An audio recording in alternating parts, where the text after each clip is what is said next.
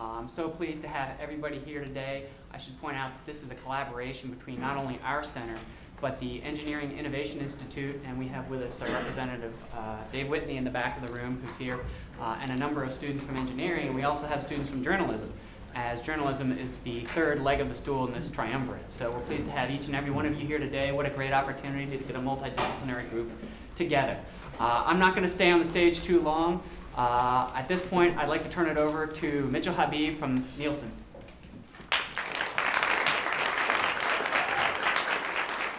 Good morning. Good morning. That was very nice, thank you. First of all, I am absolutely delighted to be back on campus. I think most of you know I'm an alumni here. I got my bachelor's and master's degree probably before all of you were born, maybe even before your parents started dating, which is, you know, it used to be before you're born, now it's before your parents met. The excitement for me today is heightened by the fact that I'm able to bring someone else on campus with me. So I'm here usually 2 or 3 times a year, and I have a great affinity for this campus. But with me today is the president of our media business, Mr. Steve Hasker. You'll know in a minute what I have had the privilege to learn over the last couple of years of what a treat it is to have him with us. I'm going to give you a little bit about Steve's background, and then I'm going to tell you what we're going to do today.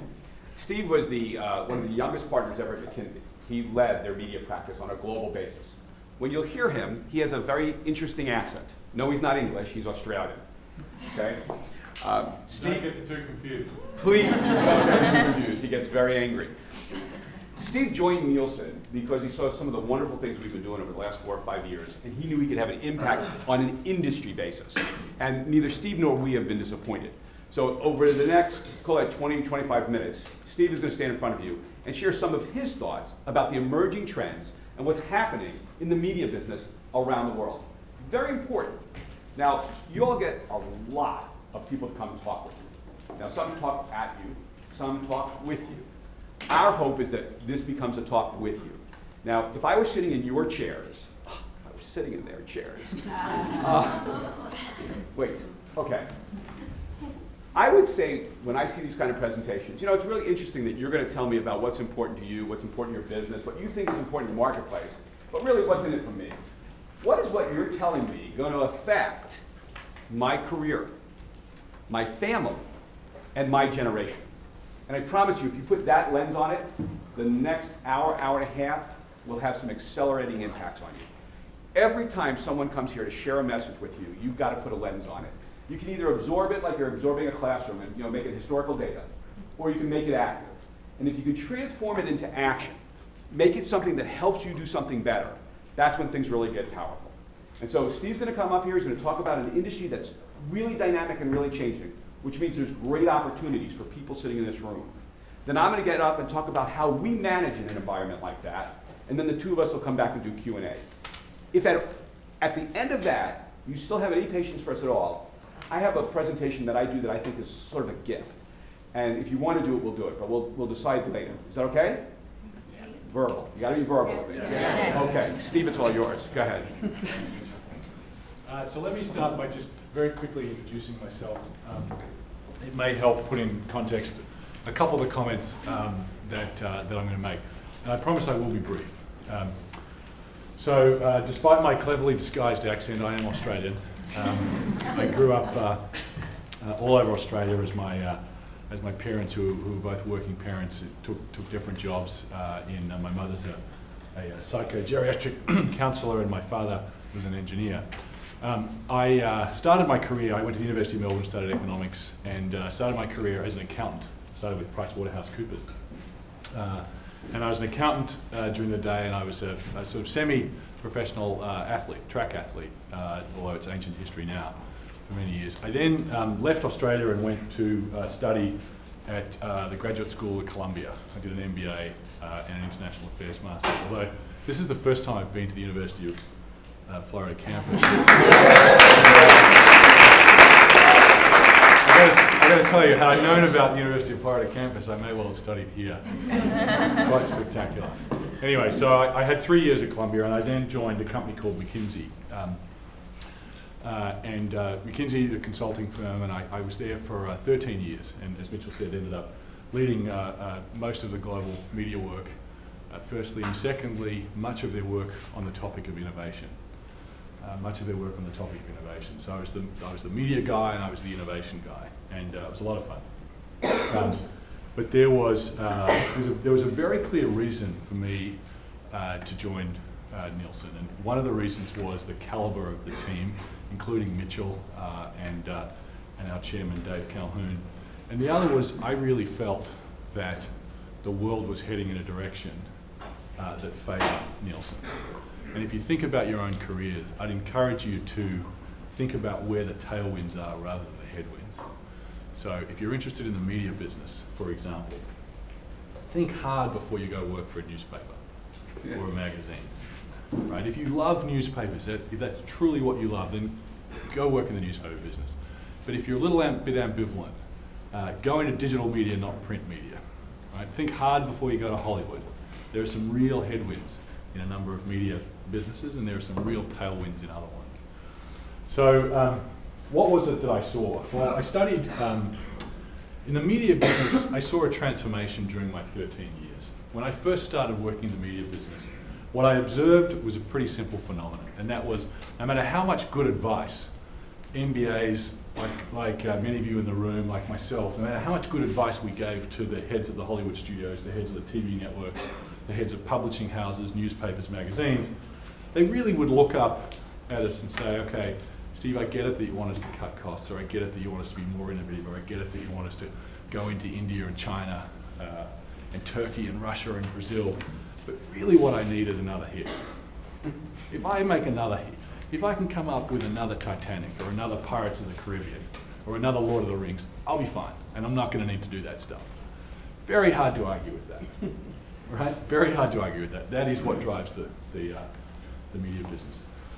But over time, that changed, right? So what happened? Two things happened. One, a recession came along, right, which very significantly affected the advertising markets.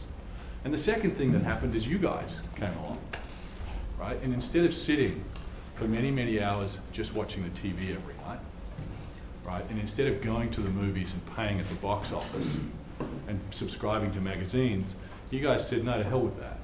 We might watch some TV, but we're also going to be doing something else at the same time. And we'll get our movies from Netflix, or we'll get them from a pirated site, right? And the same thing is happening all over the world. And so where the media executives used to show up and just look for the next hit. Make sure you've got a good relationship with Johnny Depp, right? That's the main thing, just look after Johnny Depp. And there was a guy who ran the studio at Disney who was a very, very nice man. His biggest skill, some would argue his only skill, was that he knew Johnny Depp. He and Johnny were good friends, right? No longer good enough because the recession and digital platforms changed it forever. So that was on the media side. And if you think about media companies, where do they get their money from? There are two sources. One, they get it from you and I, as we buy DVDs and we buy music, we go to the movies, we buy magazines, we do whatever else we need to do. The second is they get it from advertisers. When you think about if you're the chief marketing officer for Pepsi or Coke, for McDonald's or for General Motors, in the old days it was pretty simple. You've got a new product, just go to CBS, go to NBC, go to ABC, put up a big splashy television advertising campaign, and life is peachy because everyone in America is going to see that and they're going to like your product or not. And it's a pretty simple formula. So the question is, how good is your creative? How good is the advertising you're putting up there? And how many people like the product, right? That's all you need to do. Think about it now. How many people here have cable TV? Okay, so if I'd asked that question a few years ago, it would have been every single one of them, right? Fundamentally changed. How many people have a Facebook account? Just about everyone, if not everyone. How many use Twitter? Right. How many have a smartphone? Just about everyone. Okay, so it's fundamentally harder to market to you guys than it was 5 or 10 years ago. You're much busier, you're much more fragmented, you use lots and lots of different types of media for shorter periods of time. And so if you're a chief marketing officer and you're trying to launch Coke Zero, you have a fundamentally more difficult task. So that's the first thing I'd like you to think about, that the media and advertising space has changed forever. And that's what makes it fun. And that's why people like Mitchell and I like working at it, because it's changing really fast. And it makes it challenging and it makes it hard. It also makes for great opportunities. So that's the first thing. The second thing to remember is that what makes for innovation. As I said, I led McKinsey's innovation work for a long period of time, and we studied all kinds of companies, big and small. We looked at who was innovative and who wasn't. And it's one of those words that sort of everyone kind of understands, but nobody really knows how to do it, right? Steve Jobs knows how to do it, and once upon a time Bill Gates did, and Mark Zuckerberg knows how to do it. But, you know, how do you and I do that? How do we take what Steve Jobs did and do that ourselves? How do we take what Mark Zuckerberg and do some version of that in our careers? And we looked at all kinds of things at McKinsey. What made innovative companies and what made less innovative companies, and what was the difference? And we looked at where they were situated. We looked at how big they were. We looked at how they developed products. We looked at the types of talent they had. We looked at whether the management team wore sneakers and jeans and t-shirts. Right? We looked at everything. Whether they served free food in the cafeteria. And we found that for consumer-facing companies, so for companies that you and I buy products from, there was one single thing that differentiated the innovative from the not-so-innovative. And that was the understanding of the consumer. The more innovative companies understood, they either guessed or they really drilled into it and understood who their consumers were, what their needs were today, and what their needs were likely to be tomorrow. Right, so you think about what Steve Jobs did in the music business. He understood one fundamental premise. Seems pretty obvious now, but it's funny, no one at the record labels ever really figured this out. The fundamental premise he understood was, you and I used to go and buy CDs, right? Maybe you guys probably can't remember it, but we used to, Peter Bradbury and I used to go and buy CDs, not together, mind you, not together. Because we liked one song on the track, right? We liked one track on the entire album, we'd buy the CD. And Steve Jobs figured out that we don't want the other 15, or maybe we do, but we don't want to pay for them. And so he started iTunes, right? And he used iTunes to drive sales of hardware. So he understood at a very fundamental level what the consumer wanted. If you look at something like TiVo, the digital video recorder, the folks who started TiVo understood with a pretty simple technology that people wanted to watch what they wanted to see when they wanted to see it. They didn't want to necessarily sit in front of hours and hours of broadcast television. They wanted to be much more video on demand driven.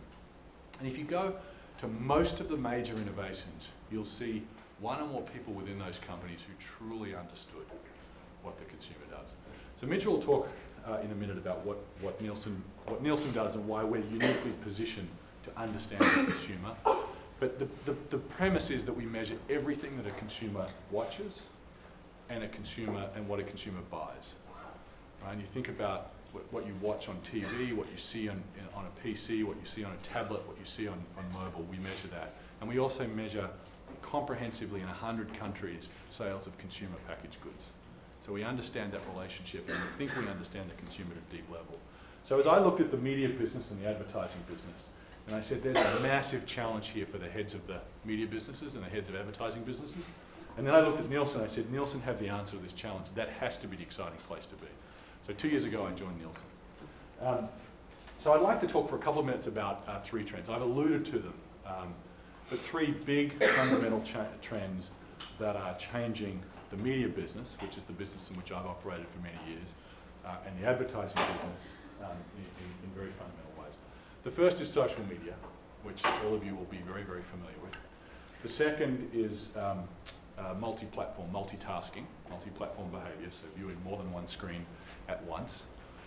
And the third is just how important it is to have an understanding of what's going on beyond the US borders. Okay? So let me just review a few facts with you for a second. I'm not going to go through many of them, but the first is that 1 in 4 social messages in the US contain links to media content. So think about what this means. Right? It means that every single one of you guys are in the media business. Right? If you're picking up content and sending it to your friends, you're in the media distribution business. If you're creating video, you're creating photos and sending them, you're in the media business.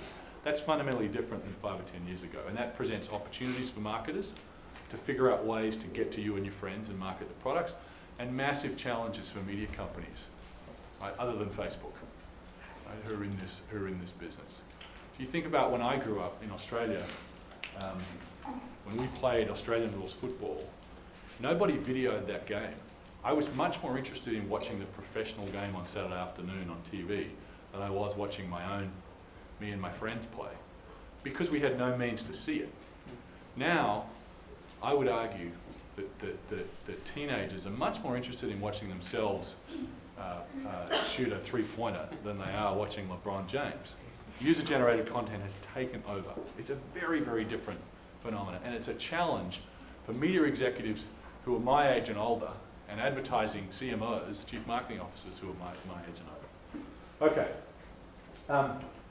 let's go beyond the US. In India, people spend more time on social media, and these are Nielsen statistics, than they do on email. So all of a sudden, social media has come out of nowhere and is more important in terms of time spent than email. And let's look at the influence of social media. Why does it matter to Coke or Pepsi or General Motors or IBM? In India, 67% of online consumers use social media to help make purchase decisions. So I would argue that everyone in this room cares more about what their friends suggest in terms of music, video, and products than they do the advertiser themselves. And if you think about 10 years ago, that may well have been the case, but the only way you'd get it would be to talk to your friends. There was no way to quickly harness that and mobilize that point of view and get you to change your purchase decision. And it's the same in the US. 75% of consumers use social as the primary means of search for personal care and packaged goods. And as you guys pick up the newspaper in the next 6 to 12 months, watch what's happening in Silicon Valley.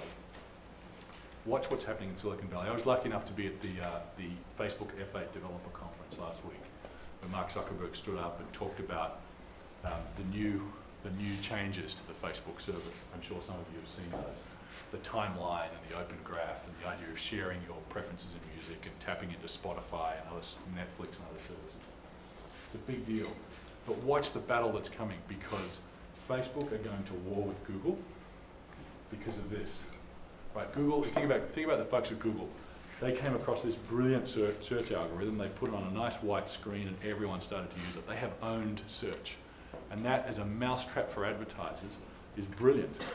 Because when you type in digital camera, every single advertiser on the planet who's prepared to pay Google knows that you're in the market for a digital camera. Right? Which is very different than when you walk into Best Buy.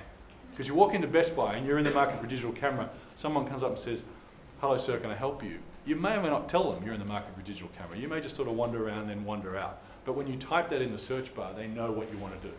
And all of a sudden that unleashes a whole set of marketing opportunities for digital camera companies and retailers. So, if this is true, which I know it is, all of a sudden Google have dominated this market now for 10 years, and Facebook are coming right at them, number one. Number two, what Mark Zuckerberg announced last week means that he is also going to war with Steve Jobs. So what you're going to see over the next couple of years is a really interesting battle in Silicon Valley between Facebook and Google, between Facebook and Apple, and between Apple and Google. Because, as you know, Google have started Android, which is a direct competitor to the iOS, to the iPhone operating system. So we're going to see a really, really interesting battle. And think of Nielsen as a bit of an arms trader to that battle, because of the information that we have. Not sure I would have used that now. So what's the second trend I want to talk about is multitasking. You know, as I said, 5 or 10 years ago, we'd take one media at a time. We'd read the newspaper on the bus, we'd watch TV, we'd go to the movies, we'd read a magazine. It's not the case anymore. But overall US TV viewership grew by 22 minutes per month per person last year. TV is not dead. If anything, TV is doing extraordinarily well, better than ever. Okay, TV is not dead. But what's happening is that people are using other types of media as well. So the number of Americans using mobile video has doubled since 2009. Mobile video is coming up, particularly driven through the tablet. That has been transformational. And 127 million Americans access the internet while watching TV. So this is familiar to all you guys, right? You're watching TV, you've got a laptop on your lap, you've got an iPad on your lap, and you're on Facebook, you're on Twitter, you're using email, or maybe you're even surfing the website associated with the program you're watching. It's a fundamentally transformative phenomenon for advertisers and media companies. And then what's the influence of this? Well, this is the next one that's coming, and many of you may be already onto this, but 63% of US mobile internet population accesses the internet from a store. So Google are onto this with Google Shopping. The idea that you walk into a store and you're looking at a digital camera, you open up Google Android and you get a comparison of the price and the product that's in front of you with that which is in all the surrounding stores and the websites. So in other words, instead of just saying, okay, I'm in Best Buy, I'm going to buy that camera in front of me, instead of doing that, what I could do is say, okay, bestbuy.com have a better deal, or there's another 3 websites that have a better deal, or there's a store three blocks down, there's a better deal. That fundamentally changes the retail experience, right? And it turns, in effect, it turns media companies into retailers. So I would argue all of you guys are in the media business, and I think the media business is now in the retail business. So you're seeing a very, very fundamental blurring of the traditional boundaries between businesses. It's a big deal. So the next and last trend I want to talk about is the growing importance of international. I do think the implication for each and every one of you and for me is we've all got to work at some point in our careers outside the US. Many of you will have done that to date, but you have to think about that. You have to think about that. I've had a chance to work in Australia, in South Africa, in Russia, in the UK, in China, in India, in Portugal.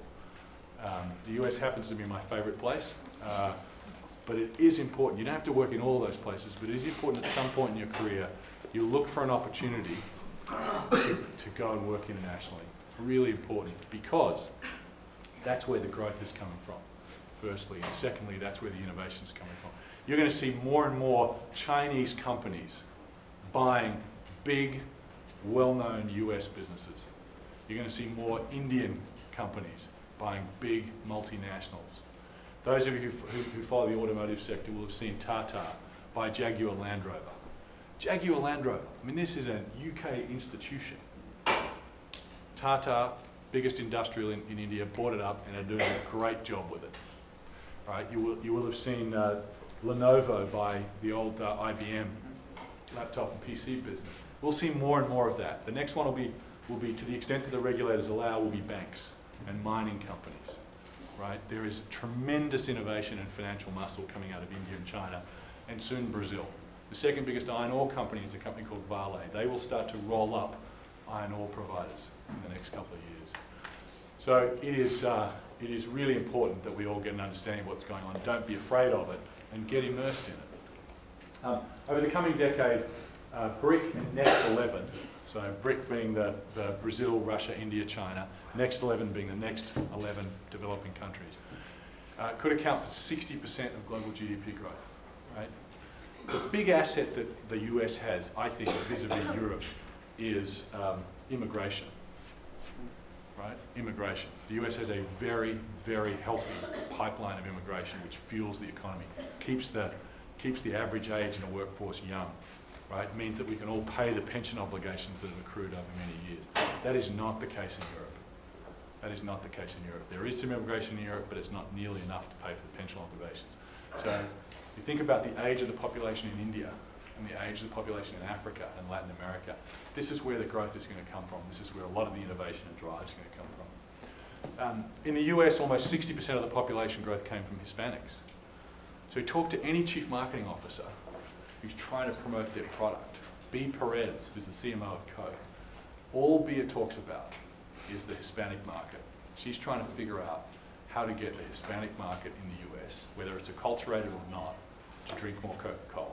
That's what she thinks about. She's actually not worried about people like me. We either drink it or we don't, right? She's worried about making sure that as the Hispanic population grows and becomes wealthier and wealthier, that she's tapped into that.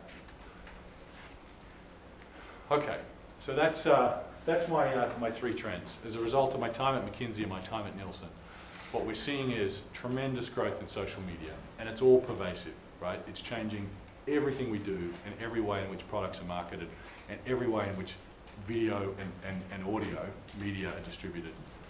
Secondly, we as consumers have fundamentally changed our behaviour, and we'll just keep doing that.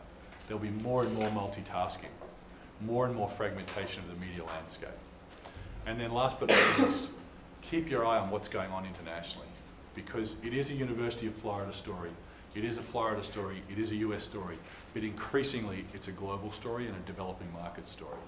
And the worst mistake any of us can make is to count out, visit India and China, or Brazil or Turkey, and say, wow, it seems kind of backward, the education system isn't as good, the infrastructure isn't as good. We'll count them out at our peril. A lot of the innovation and the financial muscle, financial wherewithal will come from those countries, and it's going to transform all of our careers, certainly in the next 20 years, and I would argue in the next 5. And that's what's going to make it really fun. So thanks, everyone.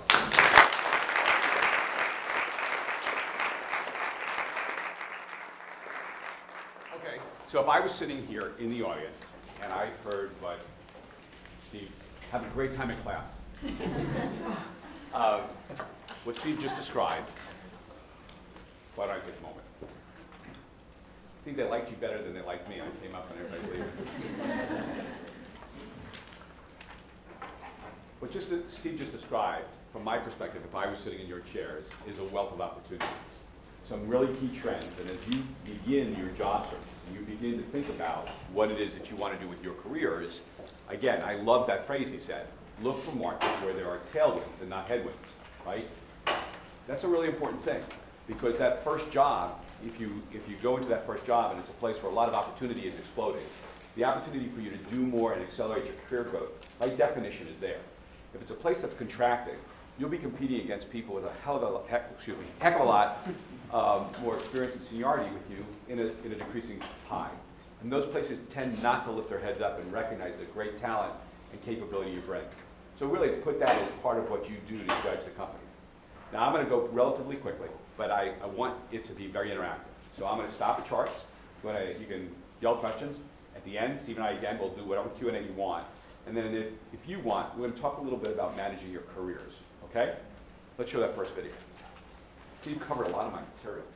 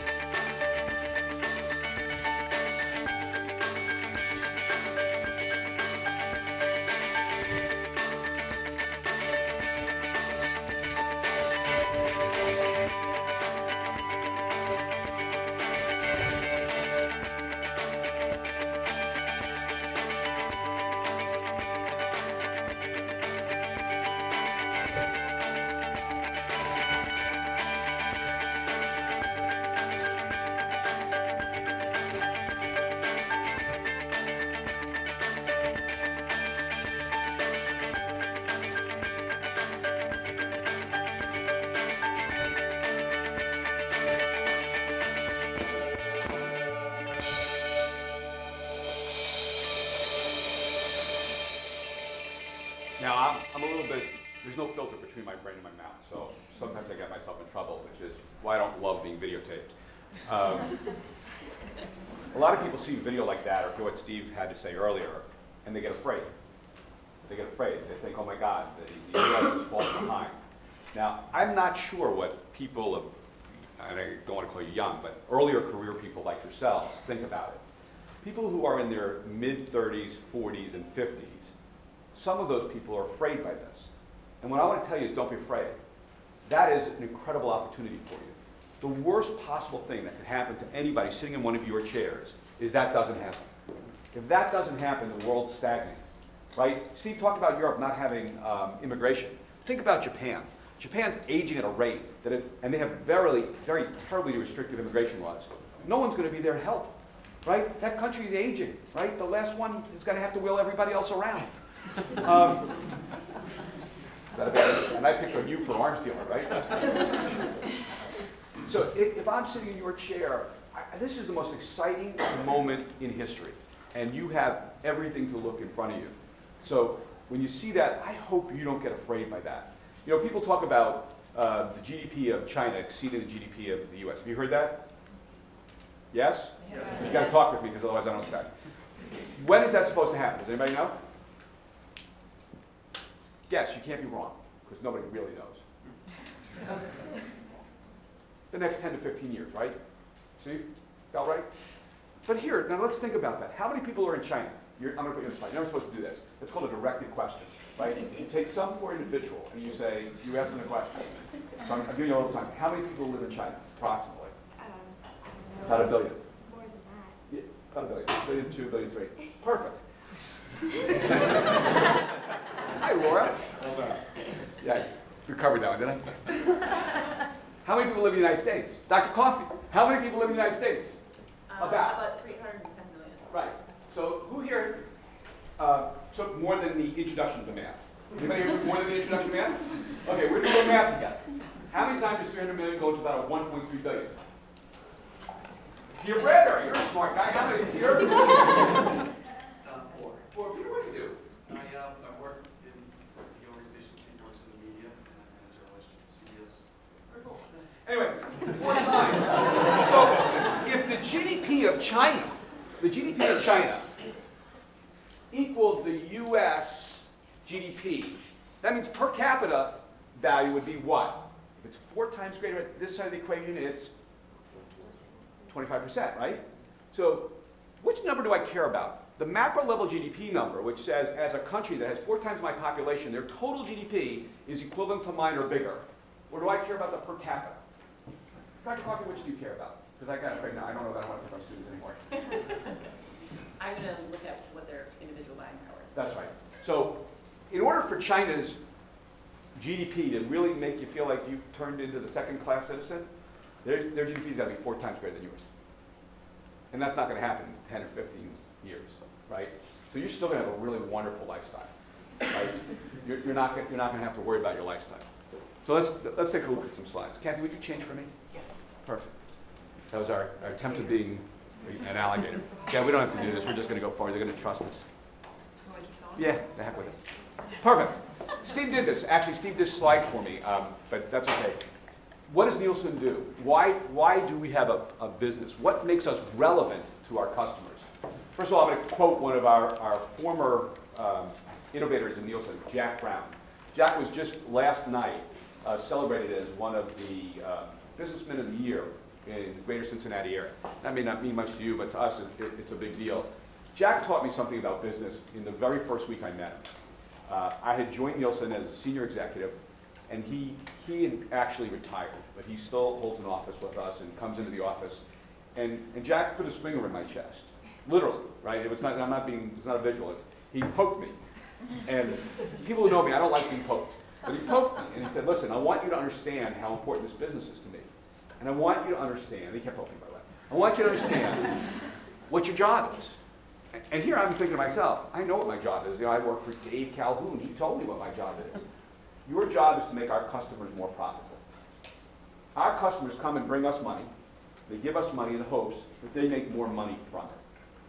Let me tell you why. I'm so glad he poked me. Because that's so simple, but if you think about it, that's true in almost every B2B business.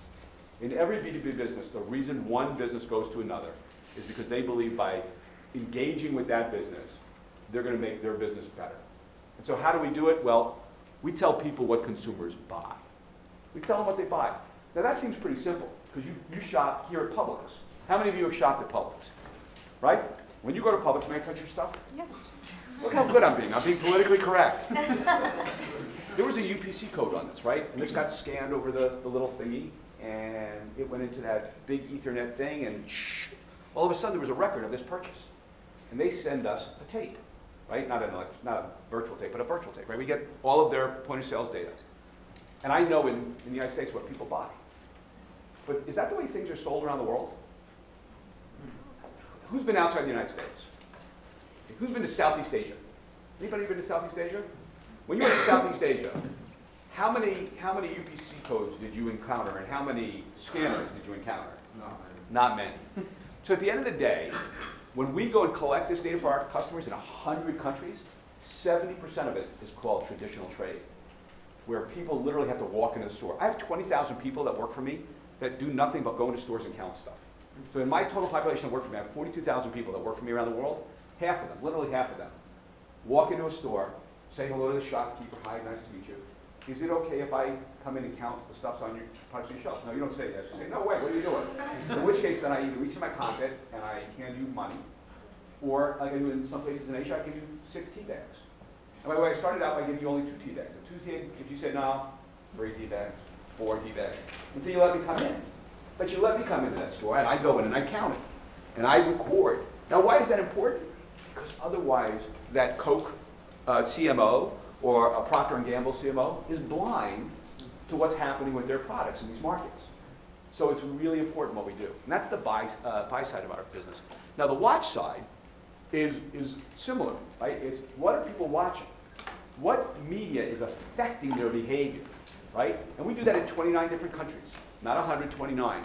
But as Steve described, we do it whether it's a mobile device, whether it's a tablet, or whether it's traditional television. Now, why is it important that we do both? Can anybody put those two together in their head and tell me why that's important? Take a guess. Again, you can't be wrong. Yes, ma'am. I mean, in terms of advertising, what we watch affects what we buy.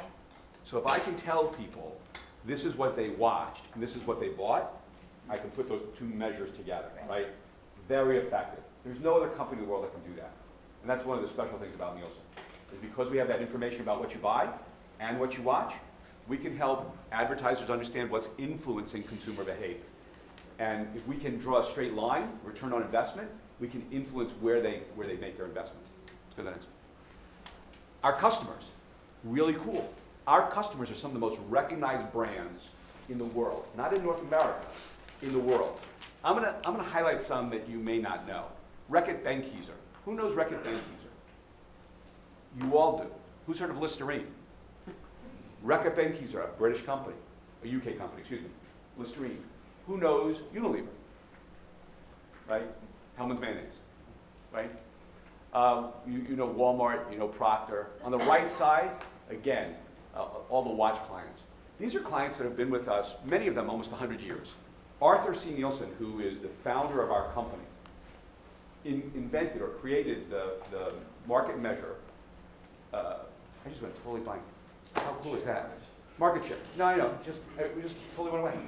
It happens when you're 50, right? You lose things. Market share. How important is market share to every business in the world? It's how they measure their performance. And it was invented by our company. And that's one of the ways that we do it. Let's go to the next one. So I'm about to make the turn and talk to you about the global world, but I wanted to give some credibility to our discussion. So we are in 100 countries. And as Steve described, knowing consumers is what we do. If you want a simple description of it, it's we believe we can inform our customers about the global consumer better than any other company in the world. And to put context to that, our number 2 and 3 competitors are on this page. I left their names off it. But we're in 100 countries. Together, they're in 14. We see over 25 million retail outlets a day. They see less than 1 million outlets. We know almost 6 billion consumers. They know less than 1 billion. And so from a global perspective, that really has put us in a place where all of the largest companies come to Nielsen to ask the questions about what's happening with the consumer. Okay? Let's go on. So why are they asking this question? Why is it important to them? The video kind of spoke to this.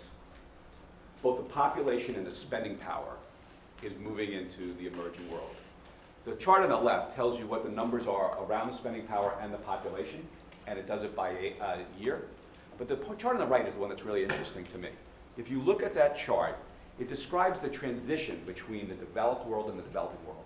It's hard to do it in your head, but if you go to 2010, let's use 2010, and you look at the developing world, put China, India, and other together, I'd call that about 25 or 30% of the world's GDP, right? The middle class.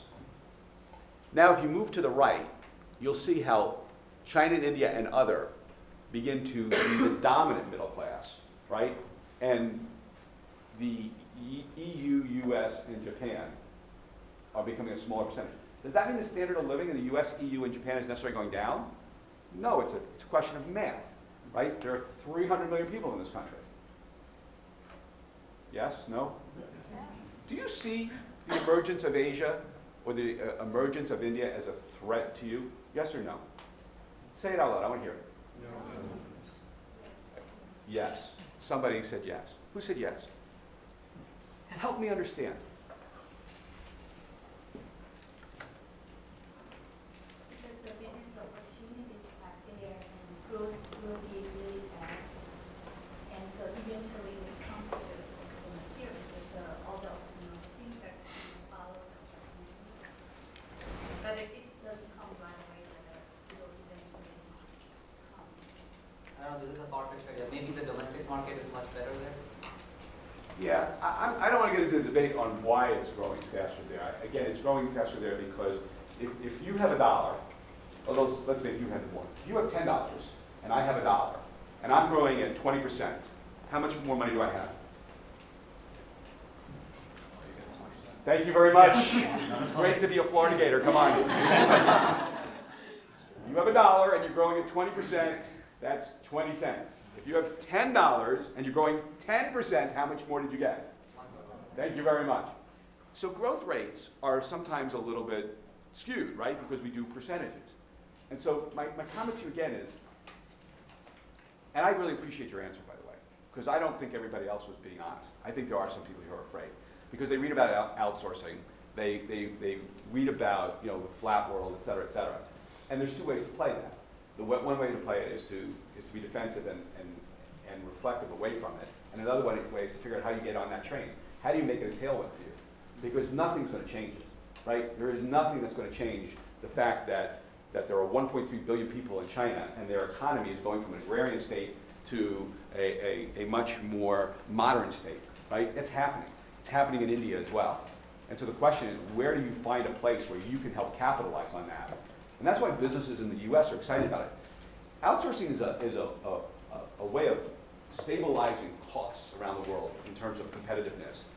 Looking at the emergence of developing countries is all about opportunity. And it's the different mindset that you bring to it that really has a powerful impact. Go ahead. So why is it important to my customers? Right? If Jack Brown poked a hole in my chest and said, Mitchell, you're here for one reason. You're here because you've got to make clients more profitable. Then why is it important to them? So let's think about per capita earnings. This chart up on the screen shows Procter & Gamble's per capita earnings by country. So in the US, $110 a year is spent by you. Every man, woman, and child in the United States spends $110 million a year on Procter & Gamble's products. Now you say, but I don't. Well, you may not, then he spends what you don't.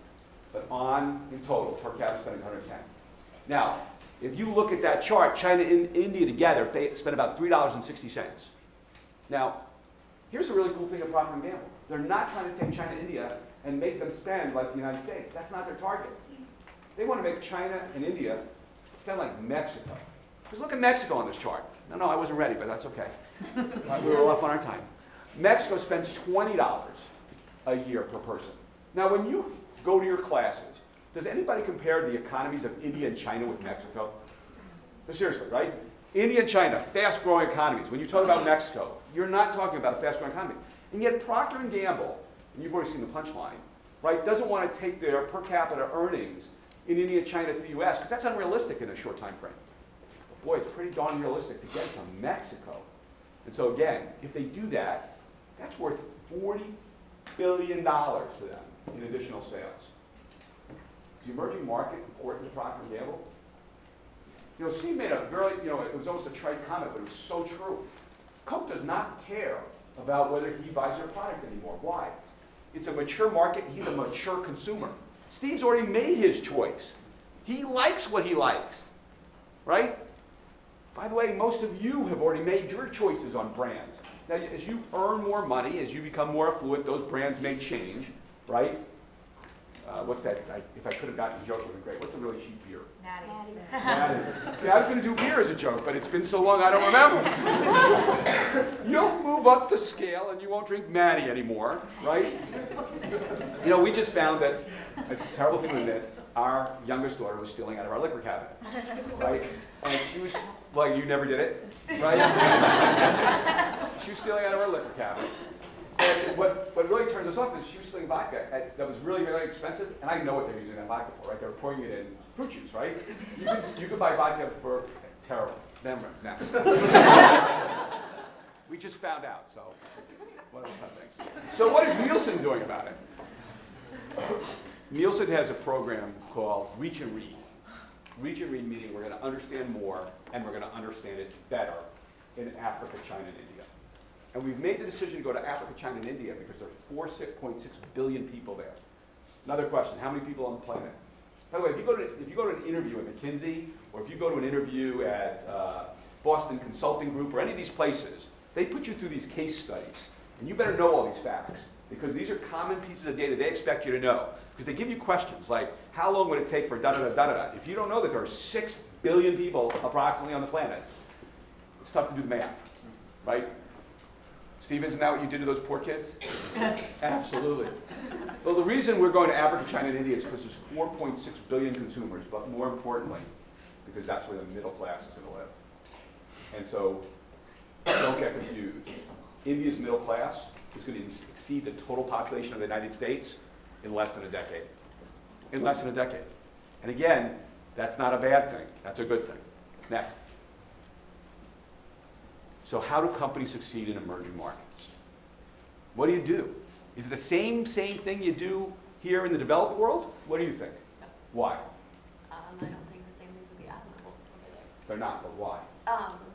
Because kind of like the stuff you were saying before, like our habits have been formed, and so it's kind of a different world where you're trying to introduce things. Very good. Yeah. Okay. So they have a different culture. They have a different lifestyle, right? There's a whole different mindset.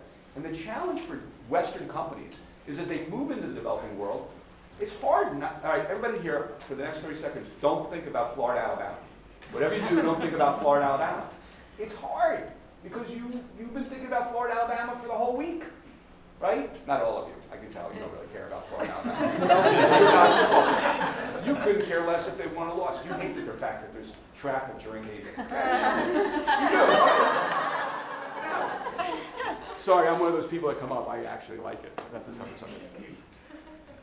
So we don't think you can use the same mindset that a Westerner normally uses in their go-to-business strategy. You need help.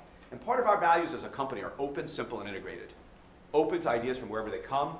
Simple is better than complex. And integrated meaning bring as many things together so that you can have a better answer. Okay, let's go to the next one. So we believe that in the developing world, you need to have the right blend of sociology, technology, and cost. Now, are there engineers in this room? Any engineers in this room? Thank you very much for coming. I am a professional nerd. I'm proud of it. Steve says that when I'm not in the room when he describes me. Most technologists don't think about sociology. Is that fair? How many sociology classes did you have? None. None. So I'm going to go over and talk to the Dean of Engineering and say, you know what? That's a mistake. We need to be training our engineers in sociology. Why?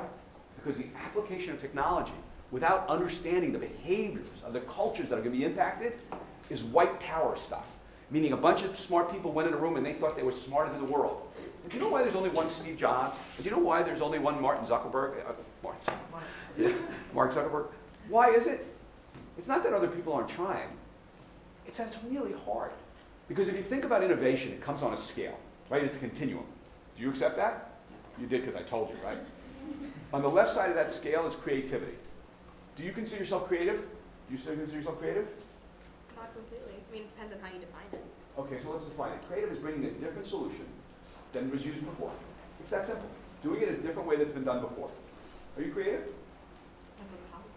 I would bet most of us have creativity. Doesn't mean that you're an artist. Doesn't mean that you can paint like Picasso or sing like my daughter. But it means you bring creativity to your everyday life. Right? You solve a problem a different way than it was solved before, or you do something different than was done before. It's creative. So on the left side of that continuum of innovation is creativity. And again, I've got 42,000 people that work for me. Every day they bring creative solutions to our work. Do I make any more money because of it? Probably not. But if they didn't, our stuff wouldn't get done. Right? And so it's really important that they're creative. The next one is in the middle. And that's what most companies do. It's about line extensions. So you create an offshoot or an additional feature or function to a product. Right? You've seen products, just get a little bit better. The iPhone is the most amazing. The iPhone and the iPad. Can I have the iPad? The iPhone and the iPad are the most amazing creation. This was actually disruptive innovation. Do you accept that? Disruptive innovation. Right? This is not really disruptive innovation. It is disrupting a marketplace. Now, Steve's looking at me and saying, why? Because this is a dumbed-down version of this. Right? This is the first time in the history of engineering you took the form factor, you made it bigger. You defeatured it. Right? You defeatured it. In fact, the first one, this is an iPad 2, but the iPad 1 had less features. Right? And you introduced it to the marketplace and you said, it's innovation. And the really cool thing about that company is they didn't pull it off. Now, what it did was it created a new capability. I'm playing a little fast and loose here. But the reality is, very few people find disruptive innovation. And if you spend all of your time being that disruptive innovator, that's going all in. You're either going to be really, really wealthy and really, really successful, or you're not. And that other is a really big not. And so most people live right there in the center. We don't believe that you can innovate if you don't bring sociology into the marriage. Steve talked about it when he said the companies that do it best know the best about what consumers' behaviors are, what they like to do, what's important to them today, and as importantly, try to look around the corner and to prescribe what will be important to them tomorrow. Right? Go ahead. So for us, we figured we needed help. Part of that open, simple, integrated thing. So we went and found the world's leading authority on doing what I just described, a professor, Dr. Ashok Jhunjhunwala. First of all, Dr. Jhunjhunwala is a phenomenally wonderful guy. You're going to meet him in a second because I have a video of him. When you meet him, you go to his office, and it's not like the offices the professors here at University of Florida have. It's not quite that way at all. You clear some things off, and you find a place to sit. And then his assistant brings you coffee. It's a very sweet coffee. Who's been to India? Very, very sweet coffee in a paper cup. And you have coffee first, right? And you quietly have a discussion about life, which is pretty cool. And then you tell him why you're there, and you ask for help. And he decides whether he wants to help you or not. Because Dr. Ashok Jhunjhunwala doesn't need our money and doesn't need our business, because he has more than he can handle. And so it's a question of whether or not he thinks what you're doing has any value to society. That's right. It's a business transaction, and what he's evaluating is what you're doing going to have any value to society? Because if it's not, I'm not going to do business with you. I got a full plate. And so we met with Dr. Jhunjhunwala. We offered to pay $1 million a year to have some of his grad students and he lead an effort for us to help us be successful in Africa, China, and India. And they've done a phenomenal job. I could talk to you about how they've taken something called the Retail Establishment Survey, a very manual process that we had all over the world, and cut the cycle time in half, and the accuracy is improved by a factor of 3. Who's heard of reverse engineering? I'm going to put you on the spot. What's reverse engineering? You take an iPad and open it up and make a Samsung. No, that's pirating. That happens a lot too. Reverse engineering. When you take a process and you discover how it works and you do it in reverse to replicate it. Yeah, one could argue that. In this context, reverse engineering is you develop something for the emerging world, right, with the cost factor and the efficacy of the emerging world, and you bring it back to the developed world, right? So you built it specifically for the emerging world, and now you capitalize on all its capability in the developed world. Think about that from a cost perspective, right? If I'm going to do something in the developed world, it's got to be less expensive and simpler, right? Because I don't have all of the gadgets and tools and infrastructure that I have in the developed world. Now, if I can capitalize that and bring that back, amazing what it does for us here. And so Jhunjhunwala has done some of that. Let's take a look. Let's listen to Dr. Ashok.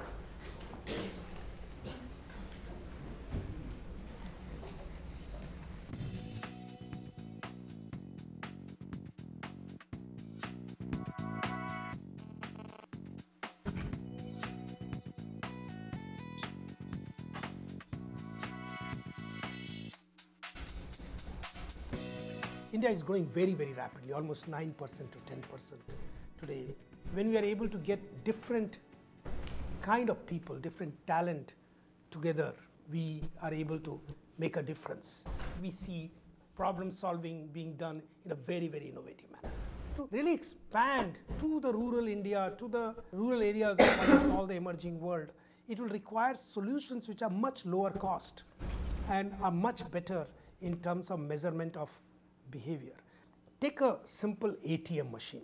The only way this will become viable in Indian context is either the usage gets multiplied by almost 5 to 7-fold, or if the cost comes down. This cannot be done by if you just take a readily made product from the West and just bring it out here. It is here that you have to innovate and you have to bring down the price, and suddenly the whole thing will scale up.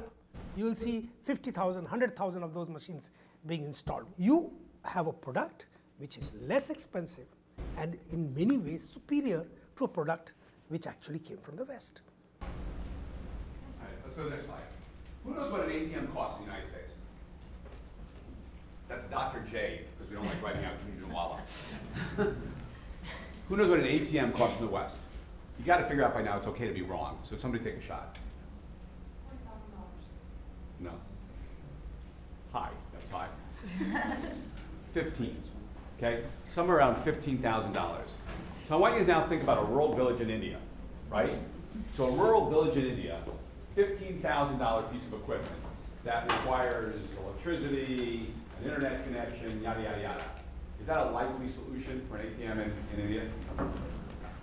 So they rolled out this wonderful device that you saw here. You notice it didn't require a card, right? You just used your finger. Very cool, right? Did it work? Yes or no? Not the first time. Why not? Why didn't it work the first time? This is one of my favorite stories that don't involve my kids. Somebody take a guess? Okay, so let's walk through it. Oh, I'm sorry. Doesn't say people didn't understand it, how to use it? No, yeah, people didn't understand how to use it. They wouldn't have, you're right. So the IIT went into the community, people had money in their towns, they trained them how to use the device. The device, by the way, is incredibly simple to use. Very simple. India, it looks to people here as one country. There are 30 different languages in India, right? I mean, it is a very diverse country. Think about its size. But they did all of those things right. When you go to the ATM, and I know it, when I was in college, when I went to the ATM, it was like a holiday. But when you go to the ATM, what comes out?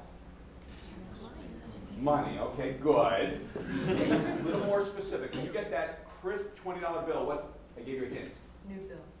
Kathy's helping you. It's a brand new bill. Does anybody know why? Okay, engineers help me. Why is it a new bill? Go ahead. Space? No, not space. So it doesn't jam. That's right. So it doesn't jam. The rollers, if you had used bills, the rollers would pick up the dirt and the debris, right? And so that would cause a maintenance issue and the bills would not come out nicely. Now go back to that small village in India. It's a rural village. And now you're going in to buy something with a rupee or 10 rupees. How many new 10 rupee notes have they seen in a rural village? A lot or a little? Let's do never, right? Not a little, let's do never. And you walk in to one of you and you're a shopkeeper and you say, here, I'd like to buy whatever it is that you're selling. And I hand you this bill. It looks like nothing you've ever seen before. Nobody wanted to accept the bills. Nobody wanted to accept the bills. So they had to re-engineer the machine. Now again, I don't want to bore anybody with the engineers. So they went from a roller device to pneumatics. So they sucked the bills up with air and spit the bills out. Right? Sort of like you do those ice creams in the ice cream vendor machine. Is that too old? You guys don't know what those are either. Okay, never mind, I can't do that. Very cool idea. The bottom line is, we went to a group of folks, not a company, and now they are helping to lead our folks in bringing technology and innovation around the world. Very cool. Next. So why is it important to us? There's an easy answer. It's important to our customers, right? You agree it's important to our customers? But I gave you that Procter example, but that example is true for Coca-Cola.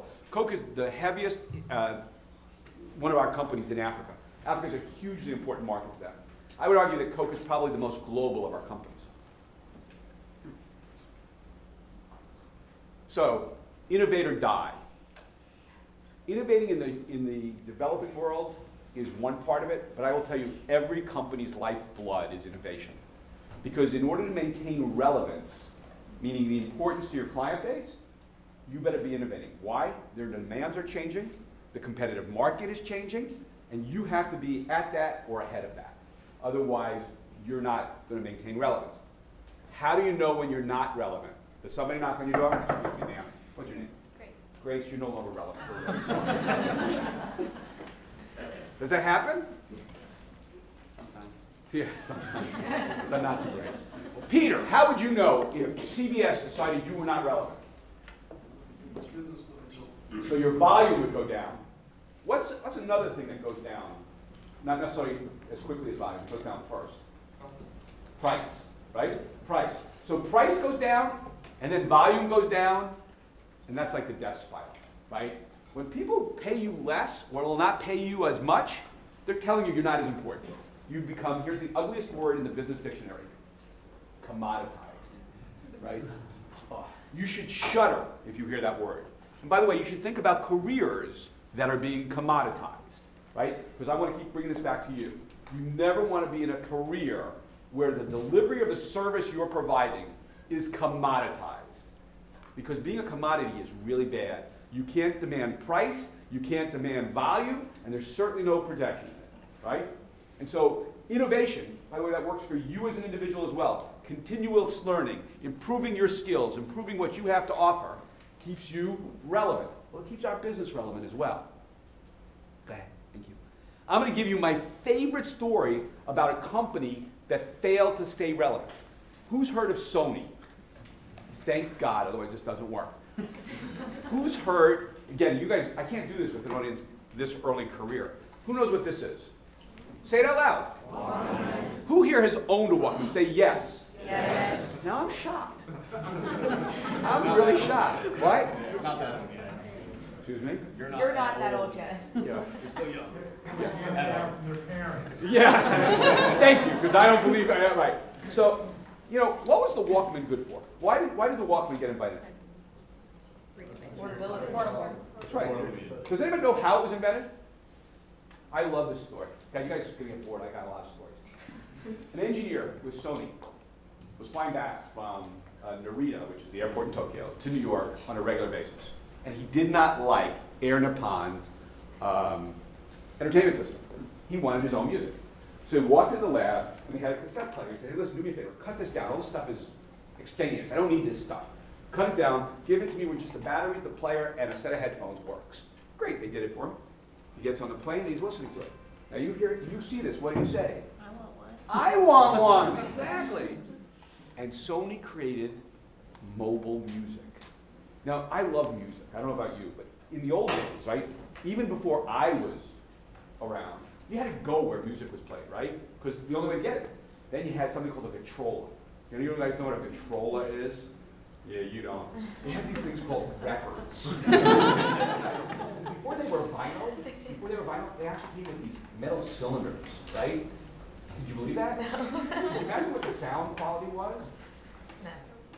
Pretty bad, right? Then you got to vinyl, then you got to tape, then you got to glass, right? CDs were basically glass. That was brilliant. You never needed to go better than CDs until we went wholly digital, right? How many of you have one of these today? Raise your hand if you work one of these today. No, huh? You all use something more of a derivative like this. Now let's look at a chart. She's going slow to be good. Sony at one point had nearly 100% of the market share. Because if you had digital music, you had a Walkman. There was nothing like this. Now let's look at it today.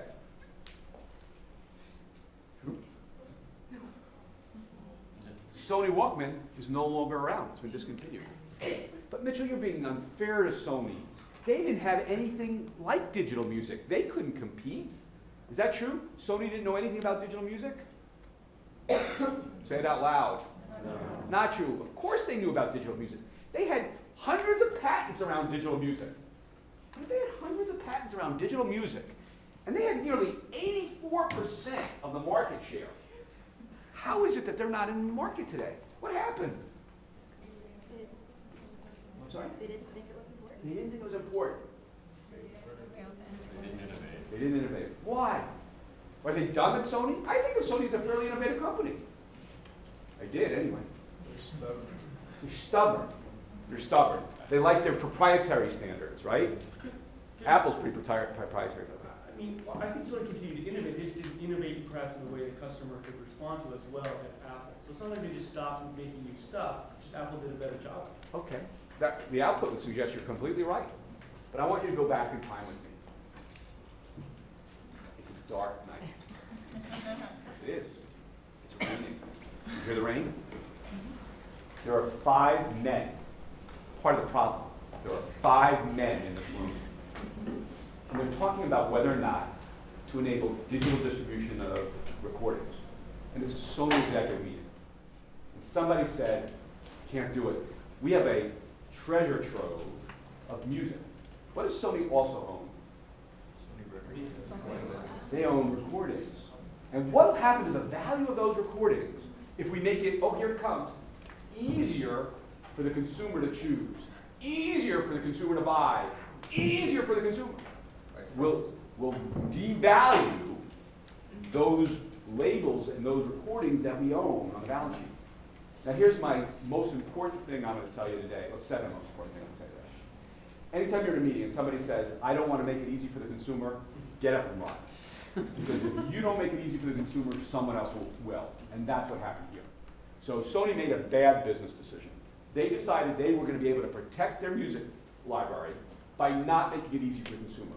They were wrong. Someone else did. The market moved. Their recording labels lost their value anyway, and they're not participating in a really important marketplace. And I hope those 5 people no longer work for Sony, but I'm not sure. Next. This is the last one. So, does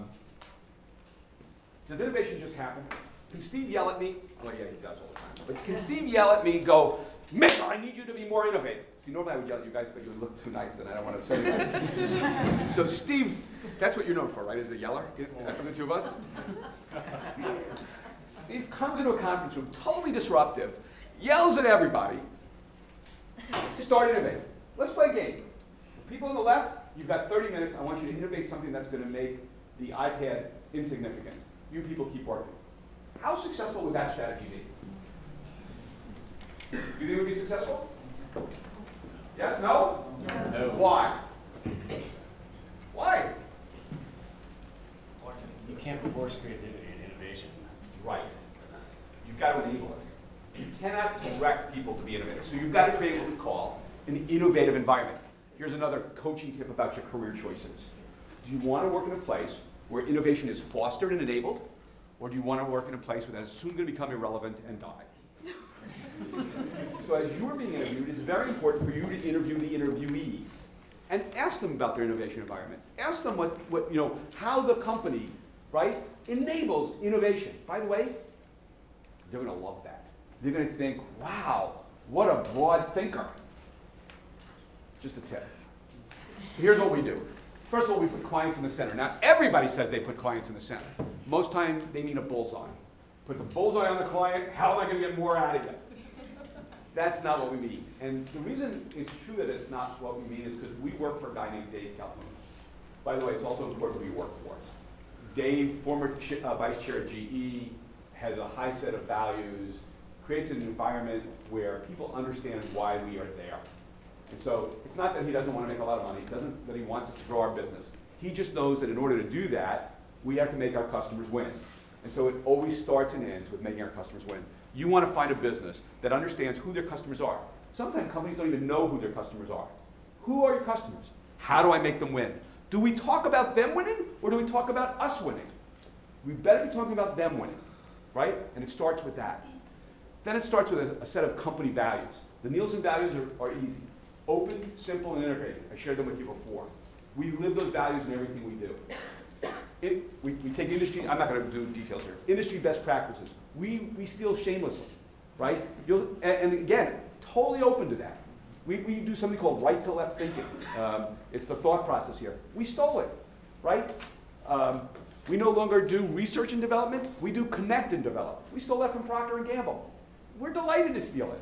My whole organization wouldn't exist if Dave hadn't seen the concept applied somewhere else, and he brought it to Nielsen. So don't think you have to be the first thinker on everything. Take what you like, make it your own, make it better. That's really an okay process. And then it always comes back to people and structure. We have a reward system that recognizes innovation. On the right end with our engineers, we actually give out awards for creative ideas that are submitted to be considered for patent submission. We then do a lot of patent submissions. We've increased our patent submissions over fivefold in the last 2 years. That's a way to keep our business relevant, right? Our engineering group is front and center in things that we do. Dave Wright can talk to you later about what we do with engineering, if those of you want to have that conversation.